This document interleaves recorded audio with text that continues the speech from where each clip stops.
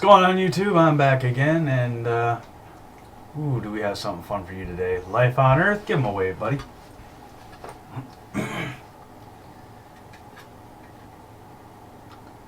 Okay. Alright, so we are going to look up a neat little article by Luke Bello. Wow. Here's a name. It's from the blog. Canadians didn't sign up for Trudeau's scandals and bad policies. We shouldn't have voted for him in the first fucking place. He was too much of an idiot. I mean, he's just like his fucking father. Alright, it's been more than a year since Canadians voted in a federal election to grant Justin Trudeau the majority government after one of the longest federal election cycles in modern Canadian history. And boy, did we fuck up royally as a country. Trudeau's overwhelming support came from a message that revolved around change. His campaign made the plethora of campaign promises, offering a fresh face, new ideas, and the promise of transparency. Transparency for the Liberal platform. Alpha blending? Or just additive and subtractive? The problem is, you mentioned the big L word, liberal. Anytime you have liberal in any sentence, it's just never good. Especially anymore in modern day Canada or US, doesn't matter. Trudeau's actions in government have not lived up to the expectations, and Canadians are taking notice. There was a lot of people trying to tell you guys out there that you shouldn't vote for this fucktard. You did. The recent poll has shown the Liberal government's approval rating dropping to a staggering 9 points to 42% in the November poll, which had Liberal support at 51%. Trudeau, once elected, released a document titled Open and Accountable Government, which detailed the ways in which, and I'd actually recommend any Canadian out there read it, which the Liberal government would operate and maintain transparency. Trudeau is quoted in a news release saying, "We will uphold the highest standards of integrity and impartiality both in our public and private affairs." And you didn't live up to that. Excuse me. Trudeau's actions in government have not lived up to the expectations, and Canadians are taking notice. We've already been over that. Alright, let's just skip all the wordy bullshit and let's go straight down here. Liberals held a $1,500 cash for access fundraiser at a wealthy Chinese-Canadian business executive's mansion in May. In attendance, the Chinese business Zhang Bin, who along with a partner donated $1 million to the Trudeau Foundation and University of Montreal Faculty of Law.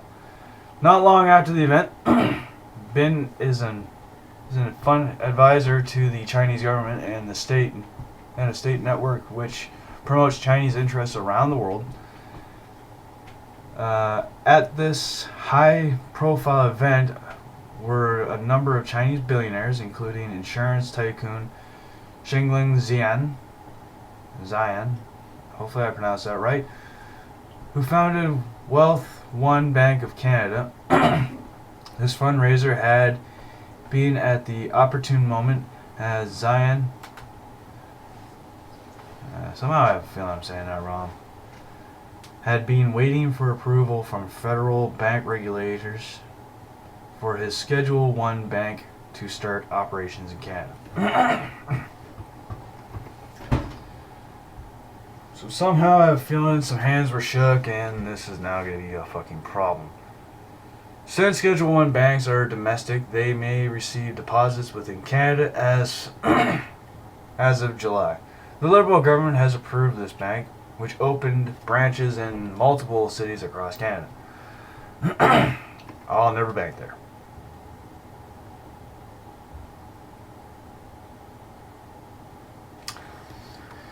Such cash for access events go against the ethical guidelines and standards of conduct outlined by Trudeau when elected. The section of Trudeau's guidelines states that there should be no preferential access to government or appearance of preferential access accorded to individuals or organizations because they have made financial contributions to politicians and political parties. So Trudeau, you went against your guidelines completely. You slapped yourself in the face, which is fucking hilarious.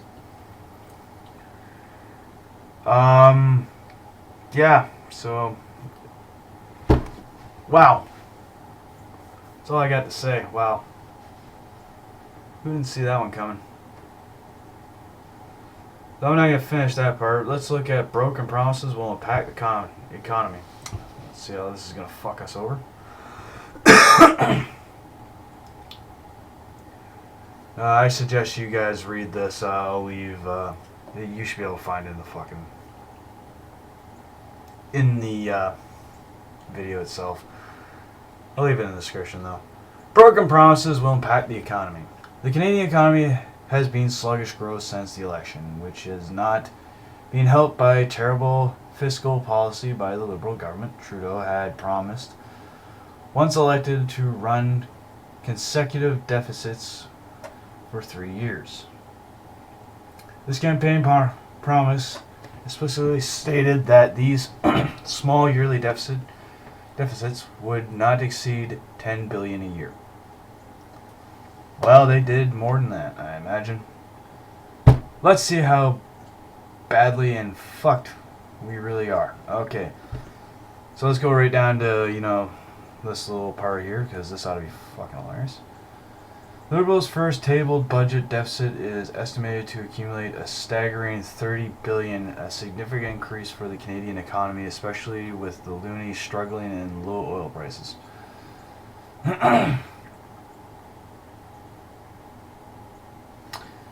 This is the big question right here.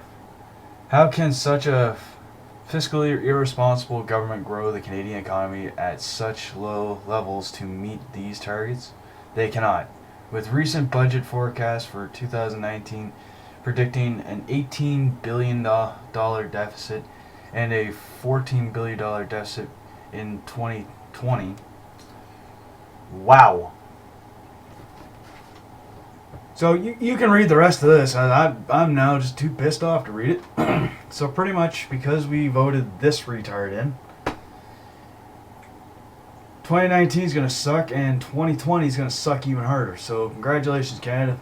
You fucked up. You thought you were going forward. With Trudeau, you went backwards.